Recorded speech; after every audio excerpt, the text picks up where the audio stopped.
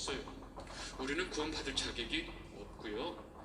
당연히 예수 믿을 자격도 없습니다. 그게 현실이에요. 그리고 더 중요한 사실이 있어요.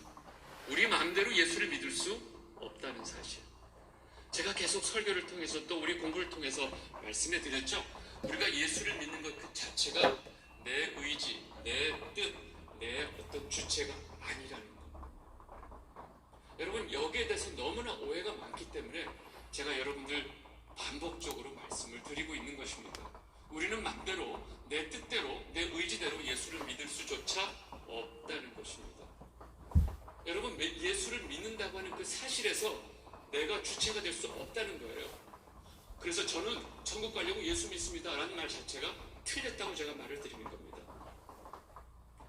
더 정확하게 말하면 저는 예수 믿을 자격도 없고 구원받을 자격도 없는 자이지만, 그런 죄인이지만 하나님께서 제게 은혜를 베풀어 주셔서 제가 지금 예수를 믿고 있습니다. 그래서 이제 저는 저를 위해서 사는, 나를 위해서 사는 인생이 아니고 나를 위해서 십자가에 돌아가신 그 예수를 위해서 사는 인생입니다 라고 고백을 했을 때, 아, 그 사람이 정말로 예수님을 믿고 있구나 라고 우리가 볼 수 있다는 거죠. 여러분, 모두 인생에서 여러분들 입술의 어떤 모든 표현 속에서 그 주어, subject가 I, 내가 다 빠지게 되시기를 바랍니다. 모든 스테이트먼트에서 I 스테이트먼트라고 그러죠. 나는 빠지는 거예요. 누가요? 주님께서, 하나님께서 내 인생을 끌고 가시는 거. 그래서 내 인생의 주체가 나는 빠지고 내 인생의 진짜 주인이 내가 아니고 하나님이었다는 것을 입으로 고백하시는 거죠. 이게 신앙인의 고백입니다. 여러분, 지금 여러분들이 지금 이 순간에 이 자리에 여기 앉아있는 거조차도 하나님의 인도하심이 없다면 불가능하다는 거죠. 예. 그래서 우리가 오늘 저도 그렇고 여러분들도 그렇고 지금 이 자리에 앉아서 하나님 말씀을 가지고 우리가 같이 이야기하는 의 자체도 하나님의 계획하심을 믿습니다. 아멘. 네네. 제가 한번 빡 짚고 들어가는 거예요. 중요한 거라서. 네. 우리 그동안 공부한 내용을 보면 우리 창세기 1장서부터 11장까지는 한마디로 하나님께서 창조하신 그 이후에 모든 인간들의 타락의 역사입니다. 근데 기간을 보니까 대략 2000년에서 한 2500년 정도. 네. 그리고 이제 오늘 우리가 보게 될 12장 아브라함서부터 예수님 오시기까지 구약의 모든 역사가 시기적으로 보면 2000년 정도입니다. 그리고 예수님이 오시고 난 다음서부터 지금 이 순간 2022년이죠. 그죠? 네. 그러니까 그게 한 2000년 정도죠. 그래서 앞에 첫 번째 2000년, 2500년을 우리가 지난번에 공부를 했고, 이제 우리가 공부하게 될 다음 2000년은 아브라함서부터 예수님 오시기까지를 우리가 공부하는 건데, 우리는 예수님 오신 이후 초림과 재림 사이 요거를 보면 이것이 성경에서 말하는 말세의 개념이죠. 네. 그래서 예수님이 말씀하신 그 다음서부터 너희가 말세에 적그리스도라고 하는 것이 초대교회에 이미 적그리스도가 다 존재를 하는 겁니다. 그래서 말세의 개념을 요 3단계. 네. 자꾸 사람들이 내가 속히 오리라 말씀하시는데 요 볼륨을 살짝만 좀 하우링이 생겨서 조금만 줄여주시면 좋겠고요. 이 예수님이 내가 속히 오리라 말했는데, 아니 속히 온다며 왜 안 오시는 건데? 라고 자꾸 비아냥거리시는 분이 있어요. 속히란 말은 반드시, 시간적인 개념이 아니고 내가 반드시 올 것이다. 그리고 그때를 주님께서도 기다리고 계시죠. 그래서 여러분들 말세의 개념은 초림과 재림 사이. 제가 나중에 그 요한계시록 설명할 때 천년왕국이란 말 있죠. 여러분, 그 천년이란 것은 실제적으로 어떤 천년의 숫자적인 개념이 아니고 가장 충만한 수를 천으로 쓴다고 그랬죠. 네. 예수님 오시고 다시 오시는 그 사이, 그 전체의 충만한 그 날을 천년이다 라고 보시면 모든 게 정확해집니다. 그럼 왕노릇은요? 여러분, 성경이 말하는 왕노릇하고 노릇하고 여러분들 머릿속에 있는 왕 노릇이 다르다는 걸 아셔야 돼요. 세상이 말하는 왕 노릇이 아니고 먼저 왕으로 오신 예수 그리스도께서 왕 노릇하는 모습을 우리에게 먼저 보여주셨잖아요. 예수님께서 먼저 오셔서 우리에게 왕으로 어떻게 사는지 보여주셨어요. 아주 초라하지만 아주 낮은 자리에서 어떻게 왕 노릇을 하셨는지 잘 기억하시면 우리가 성경을 세상적인 개념을 가지고 자꾸 이해하다 보니까 자꾸 어그러지는 거죠. 자, 그래서 저렇게 우리가 전체적인 맥락을 이해하시고요. 이제 오늘 12장서부터는 하나님의 백성의 역사로 시작이 됩니다. 그 스타트가 바로 아브라함을 부름으로 시작이 되죠. 창세기 12장서부터 50장까지 그 후반부는 아브라함, 이삭, 야곱, 요셉 이런 4명의 족장의 삶을 통해서 하나님께서 어떻게 하나님의 백성들을 만들어 가시는지 그 회복의 역사를 우리가 볼 수 있는 거죠. 근데 이 4명의 족장은 앞에는 모든 인간들이 어떻게 손도 쓸 수 없을 만큼 그냥 타락의 길로 가는데 이 하나님의 백성들의 삶을 보면 여전히 타락의 길로 갈 수밖에 없는 죄인들이지만 하나님께서 계속 끌고 가시면서 어디로 가느냐? 의인의 삶, 즉 하나님의 백성의 삶으로 끌고 가시는 것을 지금 이 얘기를 우리에게 보여주고 있는 거예요. 그래서 그 파이널 골이 뭐냐? 어디로 가느냐? 순종의 사람, 거룩한 사람으로 하나님께서 끌고 가시는 거예요. 네. 그래서 처음에 아브라함 한 개인을 선택하시고 아브라함을 통해서 한 가정을 택하시고 이 가정이 결국 한 민족을 이루게 되는, 그래서 하나님 나라를 확장시켜가는 그 내용이 지금 창세기에서 쭉 이제 진행이 되고 있는 거죠. 우리가 이 족장의 역사를 볼 때 한 가지 제가 아마 계속 반복을 할 거예요. 이 과정 자체가 이 죄덩어리인 죄인을 어떻게 하나님의 백성으로 택해서 훈련해 가시는지를 보여주는 게 지금 이 내용인데, 물론 지금 저 아브라함, 이삭, 또 야곱, 요셉은 너무너무나 훌륭한 우리의 믿음의 조상들이지만, 그렇지만 이들의 신앙을 우상화하고 이들에게 집중해서는 안 된다는 거예요. 이 죄인들을 하나님의 백성으로 지어져가는 더 믿음의 조상으로 세워주시는 그 하나님의 손길을 보는 게 포인트다. 그 시점을 제가 이렇게 했을 때 제가 가리키는 곳을 봐야지 제 손만 보면 안 된다는 거예요. 이해하셨죠? 네네. 그 우리 시점이 이 시각이 굉장히 중요합니다. 그래서 아브라함 이 12장 시작은 하나님께서 아브라함을 부르시는 것으로 시작을 합니다. 우리 창세기 12장 1절 같이 읽겠습니다. 시작. 여호와께서 아브라함에게 이르시되 너는 나의 고향과 친척과 아버지의 집을 떠나 내가 내게 보여줄 땅으로 가라. 여러분, 아브라함의 이 믿음의 여정의 첫 번째 시작이 바로 뭐냐? 내 고향, 내 친척, 내 아버지 집을 떠나라. 여러분, 고향, 친척, 아버지 집이 무엇을 의미할까요? 여러분, 믿음의 여정은요, 나한테 가장 익숙하고 나한테 가장 편안한 자리에서 떠남으로 시작이 됩니다. 여러분, 모든 인간은 안정 욕구가 있어요. 빨리 안정된 삶을 살고 싶어. 언제까지 이렇게 살아야 돼? 우리 모든 삶이 어떻게 해요? 안정을 찾게 원한다고요. 불안한 걸 원하는 사람이 없어요. 근데 믿음은 이 안정 욕구를 거스르고 불안정을 향해서 떠나는 것이 바로 믿음의 여정의 시작입니다. 여러분, 출렁이는 바다 위에 배 위에 있어요. 배 바닥이 나한테 안정을 줘요.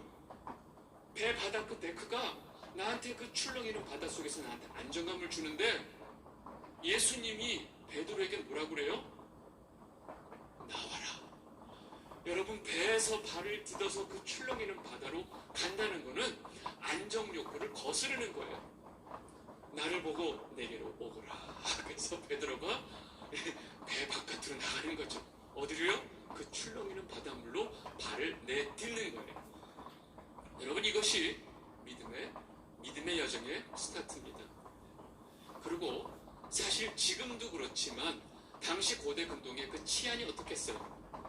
치안이란 말 자체를 쓸 수가 없는 상황이에요. 근데 그 자기 식구들, 자기 가족들을 다 데리고 엄청난 길을 가야 되는데 이거 완전히 목숨을 내건 거죠. 어디서 도둑들이 와서 죽이고 다 뺏어갈지도 모르는 그 자기 고향을 떠난다는 것은 당시에 너무나 위험했어요. 근데 아브라함은 이제 하나님의 말씀만 의지하고 이전에 본 적도 없고 알수지도 못하는 하나님이 보여줄 땅으로 이제 떠나는 거죠. 여러분, 이 여정이 쉬웠겠어요? 절대로 쉽지 않았던 거죠. 그런데 하나님께서 아브라함을 이렇게 부르시는 그 당시에 아브라함의 상황을 보면 나이가 이때 75세였습니다. 이미 75세였고요. 당시에 아브라함이 살고 있었던 갈대아 우르라는 곳이 있죠. 이 갈대아 우르라는 곳이 저기 시골이 아니고요. 당시에 메소포타미아 그 평야 남쪽 바벨론보다 좀 아래쪽인데요.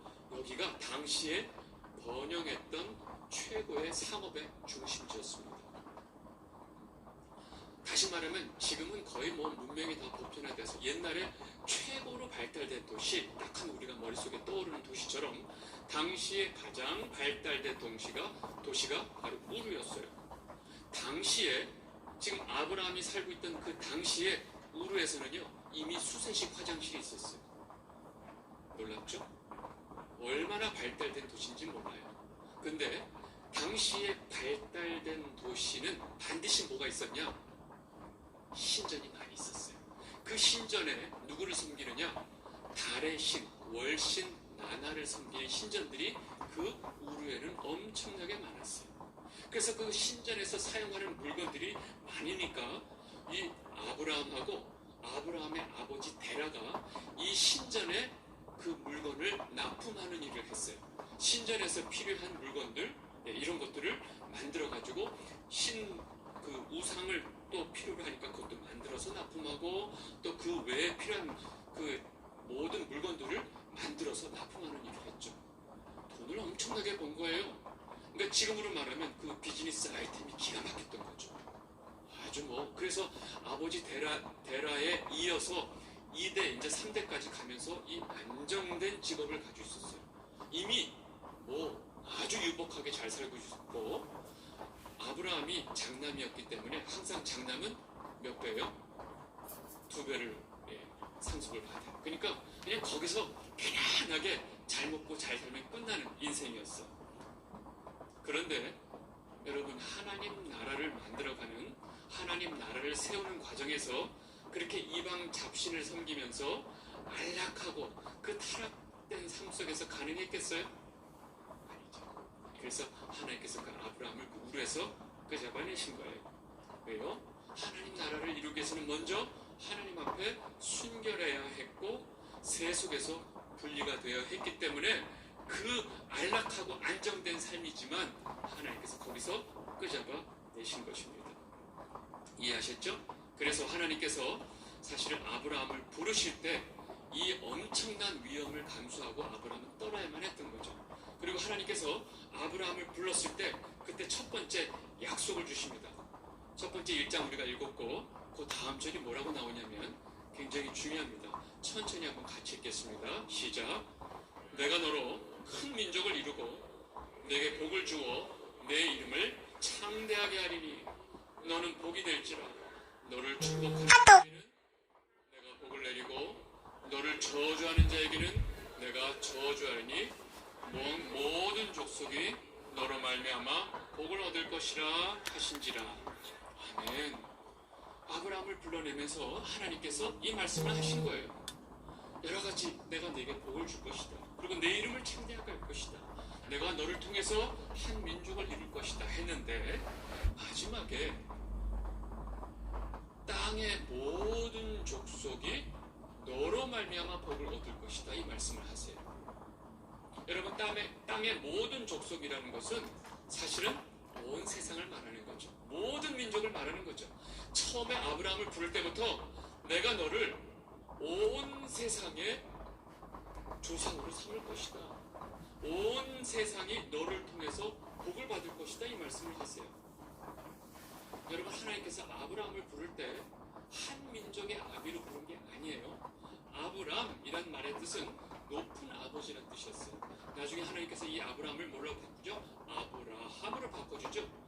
뜻이 어떻게 되냐면 모든 열국의 아버지란 이름으로 바뀌는 거예요. 너는 한 민족의 아버지가 아니고 모든 세상의 모든 민족의 아버지가 될 거야. 그래서 아브라함을 아브라함으로 바꿔주시는 거죠. 여러분, 중요한 게 제가 왜 이걸 걸고 넘어지냐면 지금 하나님께서 아브라함에게 해주신 이 말씀 때문에 이 언약이 아브라함에게 해주신 이 말씀 때문에 이 언약이 우리와 아브라함을 연결해 준다니까요. 네네. 여러분, 우리가 아브라함 본능적으로 자기 중심성을 발동을 합니다. 이러면 안 되지 하고 바로 아브라함은 순식간에 상황 판단을 하고 바로 얼른 내빼느냐, 애굽으로 팍 돌려버려요. 바로 돌려버려요. 네. 이게 바로 자기 중심성의 발현이에요. 하나님이 인도했는데 기근이 있으면 왜 인도했겠어요? 그 기근 속에서 하나님이 이유가 있겠죠. 근데 아브라함은 바로 기근을 피해야 된다는 그 자기 중심성이 있기 때문에 바로 신속하게 애굽으로 피신을 합니다. 아주 신속하게. 놀랍죠? 그 신속함이 대단합니다. 우리 한번 12장 10절을 읽겠습니다. 시작.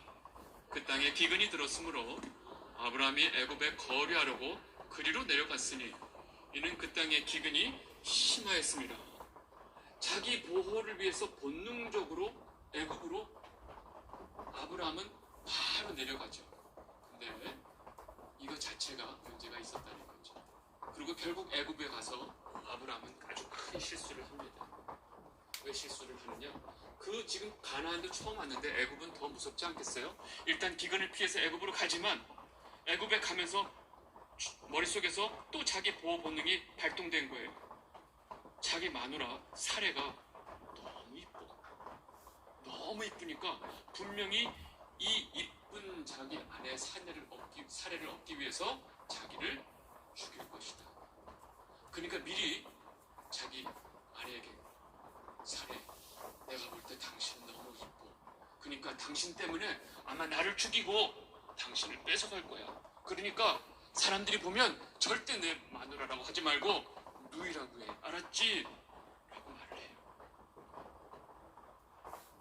창세기 12장 11절 13절 제가 읽겠습니다.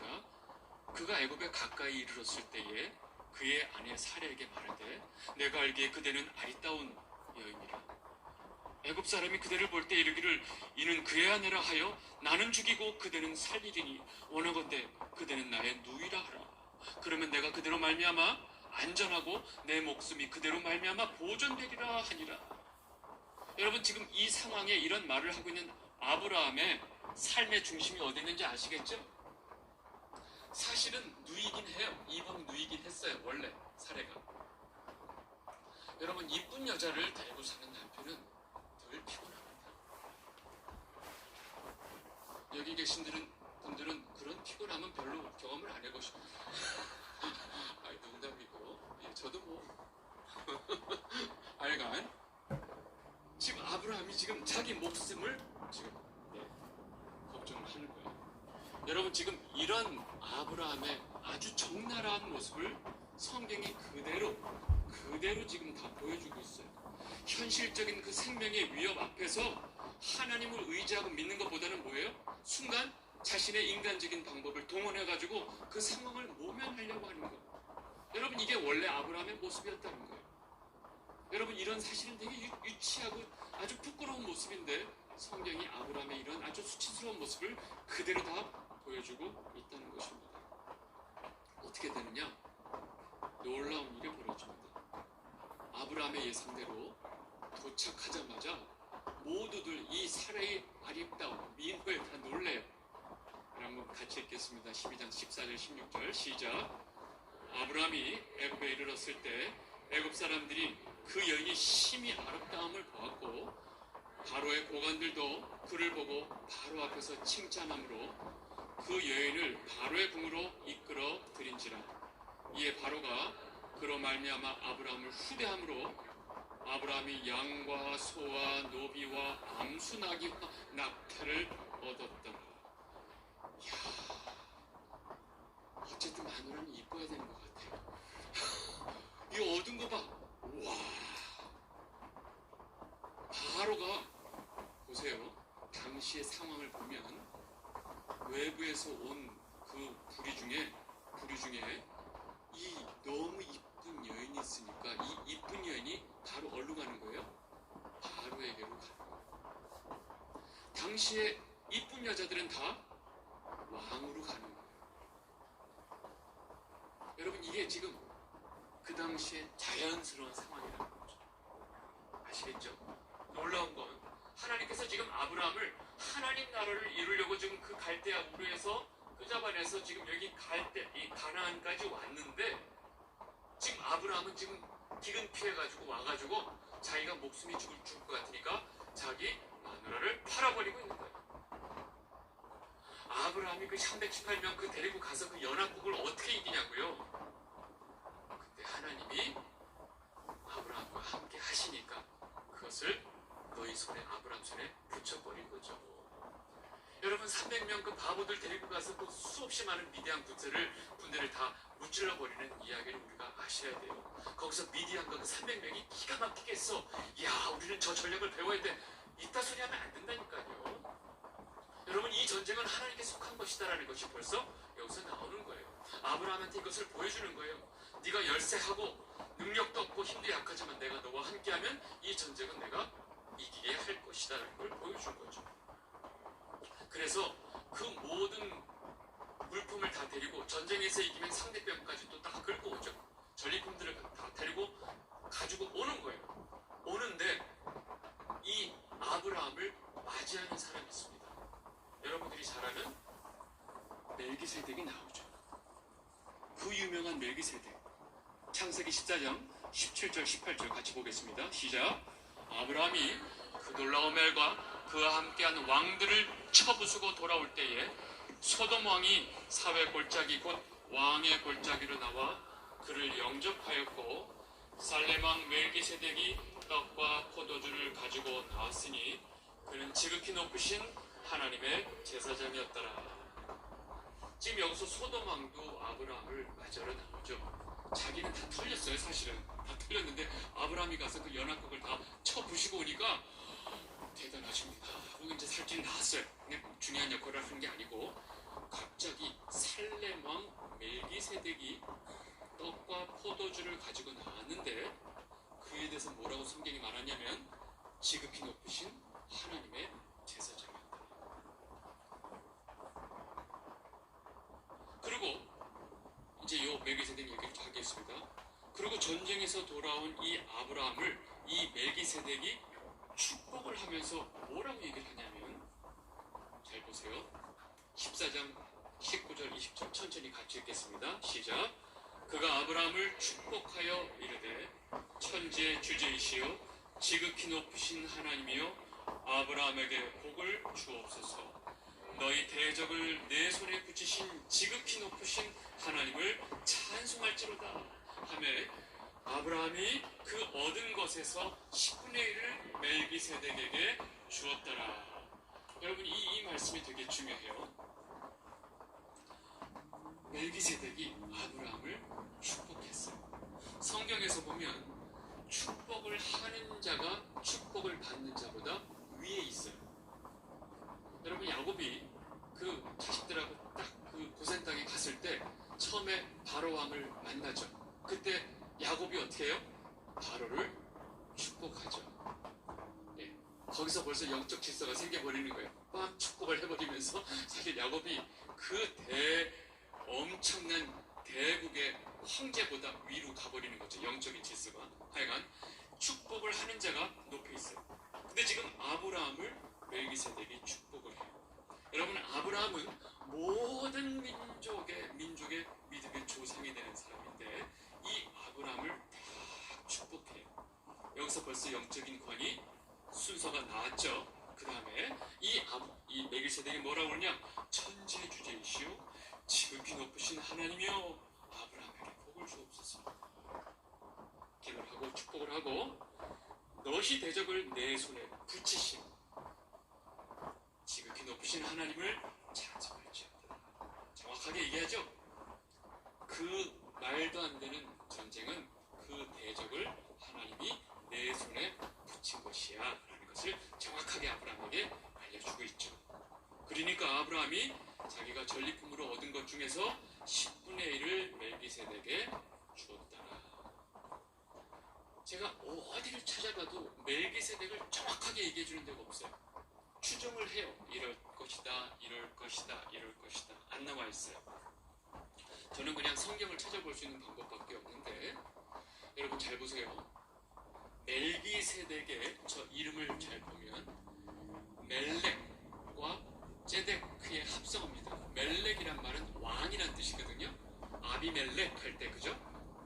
멜렉이란 말은 왕이란 뜻이고, 제덱이란 말은 의란 뜻입니다. 그러니까 지금 멜기세덱은 뜻이 뭐예요? 의의 왕. 히브리서 가면 평화의 왕. 그리고 아까 아브라함에게 뭘 가지고 나왔다고 그러냐면, 뭘 가지고 나왔다고요?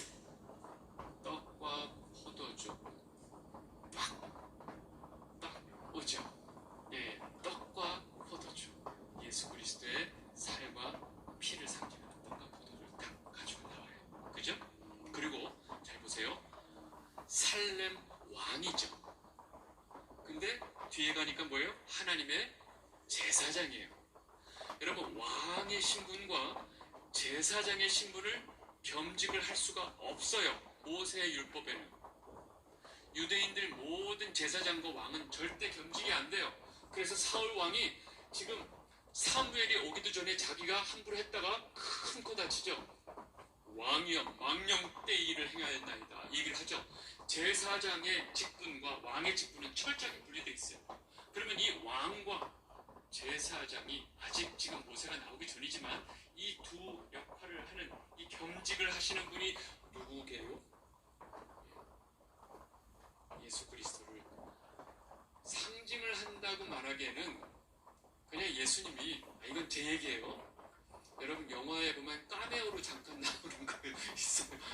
감독이 잠깐 카메오로 막 중간에 살짝 나오듯이 창세기에 미리 예수님이 카메오로 살짝 나오신 것 같은 느낌이 들어요.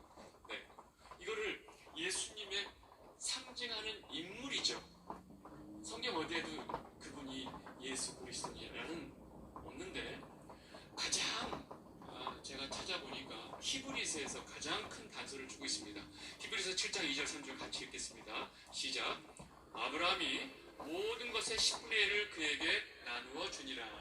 그 이름을 해석하면 먼저는 의의 왕이요, 그 다음은 살렘 왕이니 곧 평강의 왕이요. 아버지도 없고 어머니도 없고 족보도 없고 시작한 날도 없고 생명과 끝도 없어 하나님의 아들과 닮아서 항상 제사장으로 있느니라. 히브리서 기자가 근데 여러 가지를 먹을 때 하나님의 아들과 닮았어. 예수님 같아 라는 뉘앙스죠. 근데 예수님이야라고는 말을 못하는 거예요. 요거는 우리가, 저도 정확하게 멜기세덱이 누구냐를 말을 못해요. 요거는 제가 천국에 가서 다시 한번 확인하고 다시 한번 말씀을 드릴게요.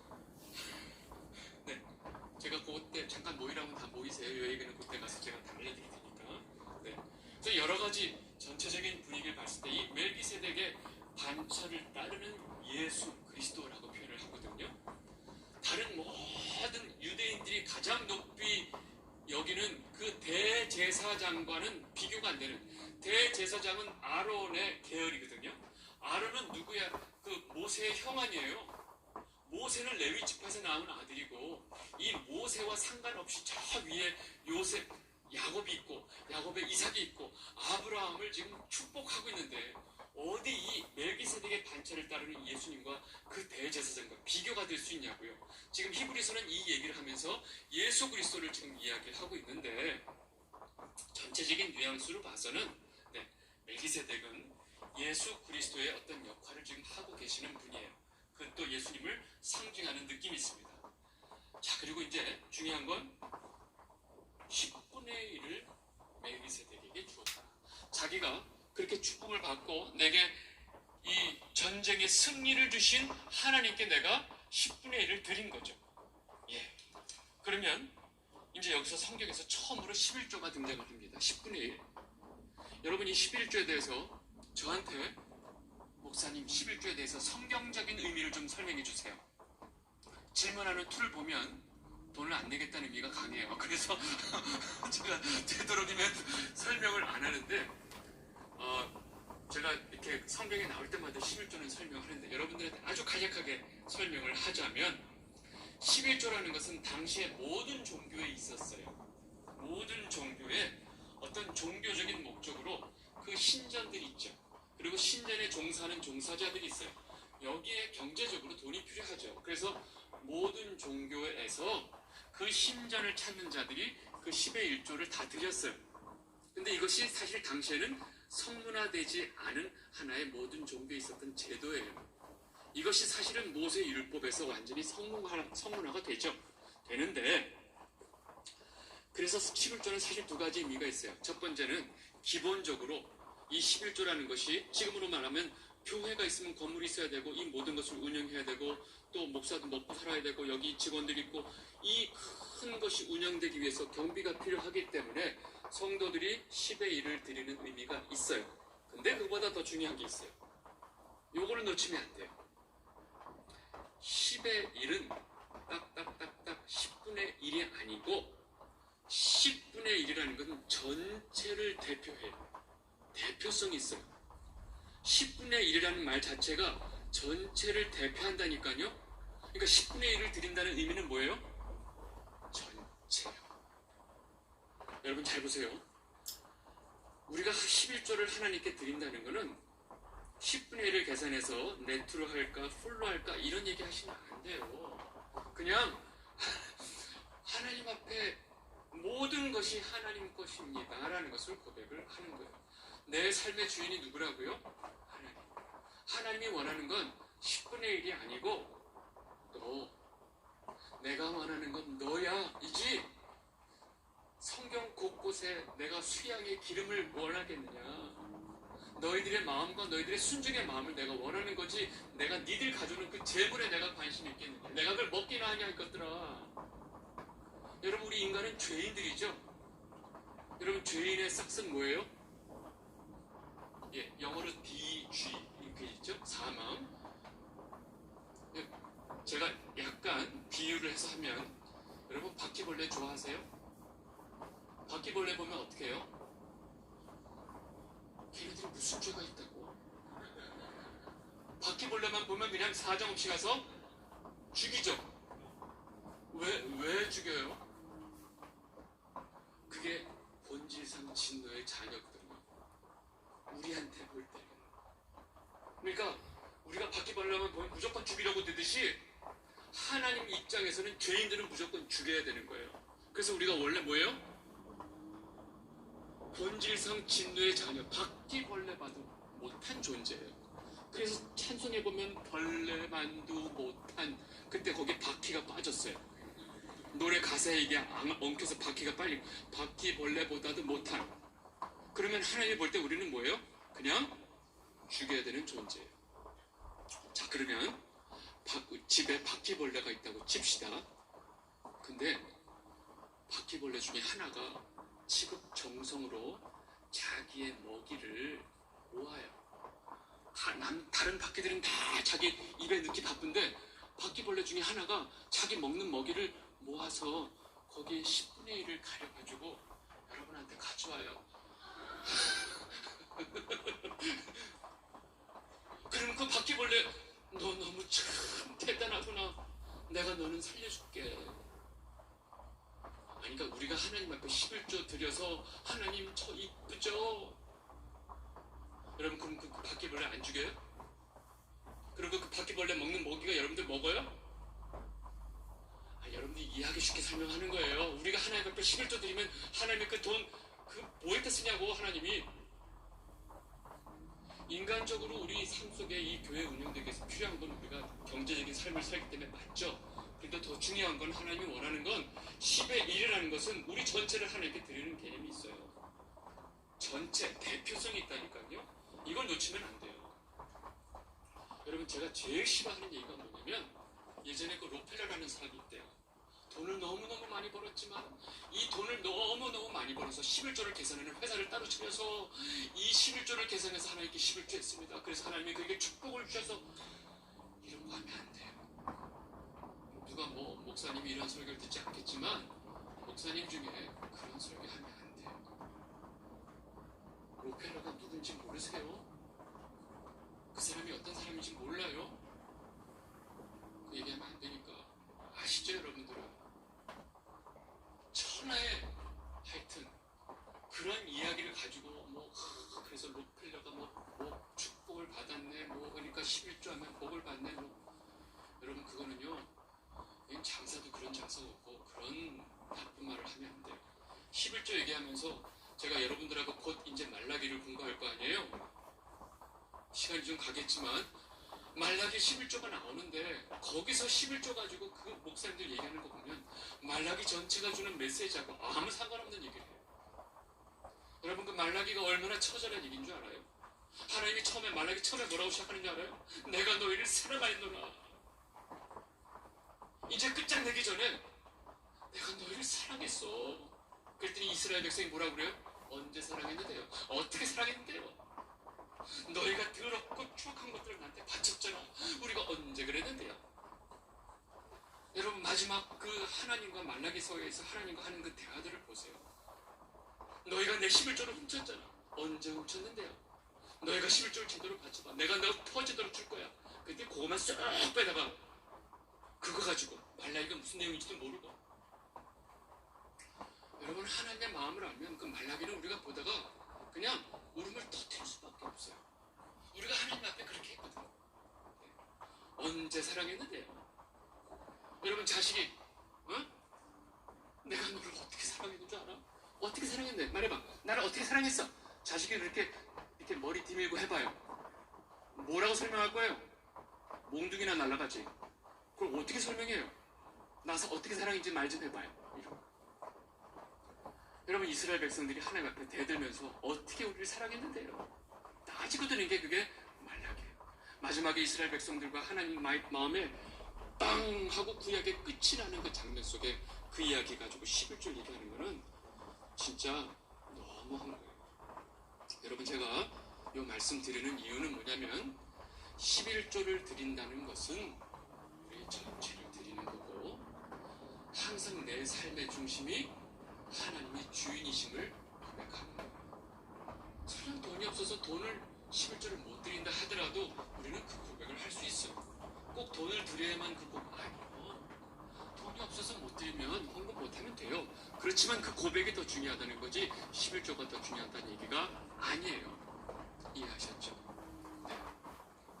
오늘 하나님께서 절대로 10분의 1을 여러분의 그 10분의 1을 탐내거나 필요로 하거나 그런 분이 아니라는 걸 제가 좀 설명을 좀 드렸습니다. 헌금에 대해서는 바르게 이해를 하시면 좋겠고요. 우리는 10분의 1을 원하시는 것이 아니라 우리의 전체, 우리 삶의 근간을 하나님이 원하신다는 것을 아시면 좋겠고요.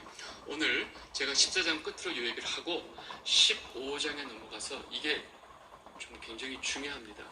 왜냐하면 15장에 아브라함이 여호와를 믿으니 여호와께서 이를 의로 여기시고. 여러분 의 있죠? 제가 이 얘기만 하고 우리 기도하겠습니다. 그래서 의를 제가 또 한자 못 쓰지만 의 한자 보시죠? 이렇게 있고 밑에 뭐가 있죠? 나앉아 있죠. 위에 뭐가 있어요? 양이 있죠. 그 다음에 나가 있죠. 근데 나 속에 찌를 창자가 있죠. 그럼 의라고 하는 한자 속에 어린 양이 있고 내가 있고 찌를 창자가 있어요. 보이세요? 어떻게 한자 속에 이렇게 예수 그리스도의 의가 탁 들어가 있을까? 어린 양이 나를 위해서 십자가에서 창에 찔리신 이 사건을 의라고 성경이 말을 하거든요. 여러분 우리는 여기서 얘기를 해도 저기서 얘기를 해도 구약에서 얘기를 해도 저 신약에서 얘기를 해도 요한계시록에서 얘기를 해도 결론은 항상 같습니다. 우리는 하나님의 은혜로 하나님을 믿게 된 죄인들 뿐입니다. 그래서 그 은혜를 하나님께 감사하고 찬양하고 예배하는 자들입니다. 여러분 그 우리의 그 근간을 놓치지 마시고 여러분 우리 삶에 있는 많은 문제들을 바라보는 시각을 바꾸게 되시고 또 여러분들이 우리의 삶의 중심이 무엇인지를 좀 잘 구분하는 여러분이 되셨으면 좋겠습니다. 아멘. 기도하겠습니다.